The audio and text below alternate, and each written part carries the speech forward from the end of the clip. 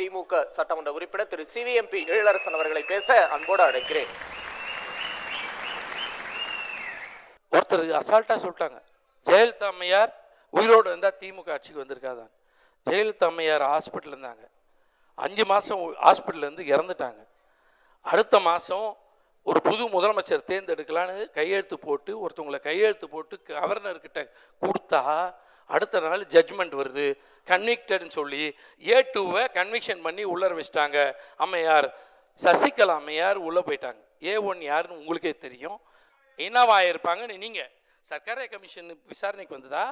இல்லை நான் கேட்குறேன், நீங்கள் எல்லாம் இன்பதூர் அண்ணனையும் சேர்த்து கேட்குறேன். நீங்கள் உங்களால் முடிஞ்சா நான் கேட்குற கேள்வி பதில் சொல்லுங்கள். கன்விக்ஷன் ஆச்சா இல்லையா?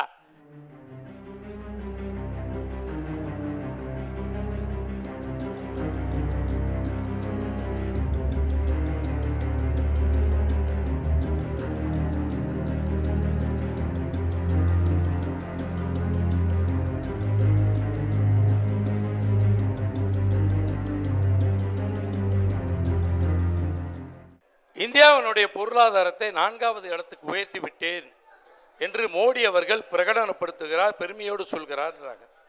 என்னோட கேள்வி, 2014க்கு முன்பாக அவர் ஆட்சிக்கு வருவதற்கு முன்பாக வைத்த வாக்குறுதி என்ன? இந்தியாவினுடைய ரூபாய் மதிப்பை டாலரோடு ஒப்பிடுகிற பொழுது $1 54 ரூபாய் இருக்கிறது. அதை நான் 40 ரூபாய்க்கு என்று அந்த அளவுக்கு பொருளாதாரத்தை உயர்த்தி 40 ரூபாய்க்கு $1 கொண்டு வருவேன்னு சொன்னாங்களே, 92 ரூபாய் இன்னைக்கு 92 ரூபாய் $1 என்று மாறி இருக்கிறதுன்னு சொன்னால் இதுதான் இந்தியாவினுடைய பொருளாதாரம் முன்னேறி இருப்பதற்கு அடையாளமா? பெட்ரோலுடைய விலை 60 ரூபாய் விற்கிறது, நான் 44 ரூபாய்க்கு கொண்டு வருவேன் என்று சொன்னாரே, இன்னைக்கு என்ன நிலைமை? 102 ரூபாய்க்கு பெட்ரோல் என்று மாறி இருக்கிறது. இதுதான் பொருளாதாரத்தை உயர்த்தியதற்கான அடையாளம் என்று சொல்வார்களா? எல்பிஜி ஒவ்வொரு முறையும் ஒவ்வொரு வீட்டுக்கும் தருவதற்கு 400 ரூபாய்க்குள்ள கொடுத்துருந்தது. இது இந்தியா விடுதலை பெற்ற காலத்திலிருந்து, ஏன் திரு வாஜ்பாய் அவர்கள் ஆட்சி பொறுப்பில் இருந்த பொழுதும் என்ன சிஸ்டம் அப்படின்னா, Indian oil corporation, Hindustan petroleum corporation, Bharat petrol corporation, இந்த 3க்கும் அரசு கூடுதல் நிதியை தருவதும் பயனாளிகளுக்கான அந்த விலை குறைவாக இருப்பதும் என்பதுதான். இது தொடங்கின காலத்திலிருந்து இருக்கு. எப்போ எல்பிஜின்னு ஒன்று வந்ததோ அப்பையிலிருந்து அதுக்கு ஆவர நஷ்டத்தை, அதுக்கு ஆவர உற்பத்தி செலவில் மக்களுக்கு பழு ஆகக்கூடாதுன்னு கார்பரேஷன்ஸ்க்கு கவர்மெண்ட் ஃபண்டை கொடுத்து மீதியை மக்கள் குறைவாக கொடுத்தான்னு ஐயா வந்தார் மோடி. வந்தவர் என்ன சொன்னார்? இனிமேல் நான் கம்பெனிகளுக்கு அந்த மானியத்தை தரமாட்டேன், உங்களுக்கு தனியாக அக்கௌண்ட்டில் போடுவேன்னார்.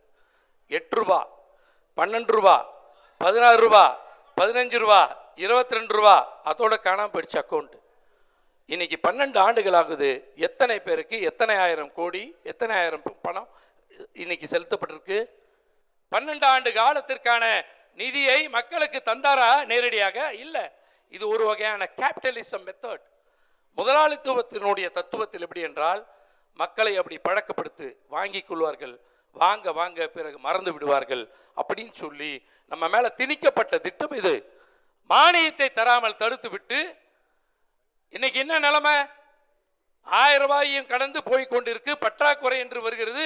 சாதாரண ஒரு டிஃபன் கடை வச்சிருக்கவங்க கிட்ட சிலிண்டர் இல்லை, அதனால் டிஃபன் கடை மூடப்படுகிறது. ஒரு சின்ன ஒரு ஹோட்டலாக இருந்தால் அங்கே வந்து வடை கிடையாது, அது கிடையாது, விளைவேற்றம்னு சொல்கிறாங்க.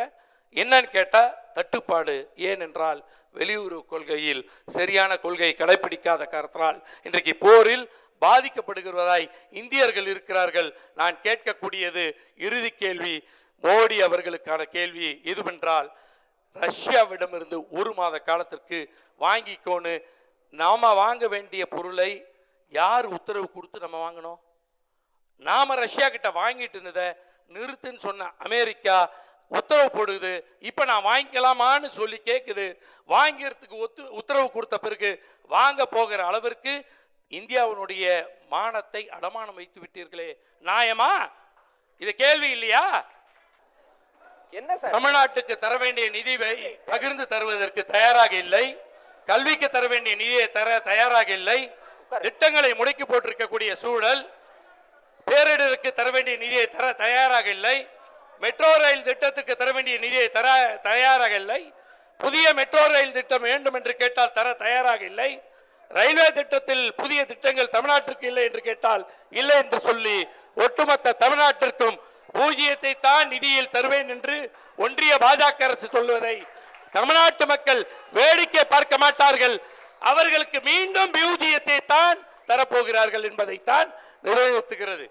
எனவே தமிழ்நாட்டினுடைய நிதி மேலாண்மையை மிக சீராக அமைத்து இருக்கக்கூடிய முதலமைச்சர் இருக்கிறார். சமூக நீதியை பாதுகாக்கக்கூடிய வகையில் பல திட்டங்களை செய்திருக்கிறார்.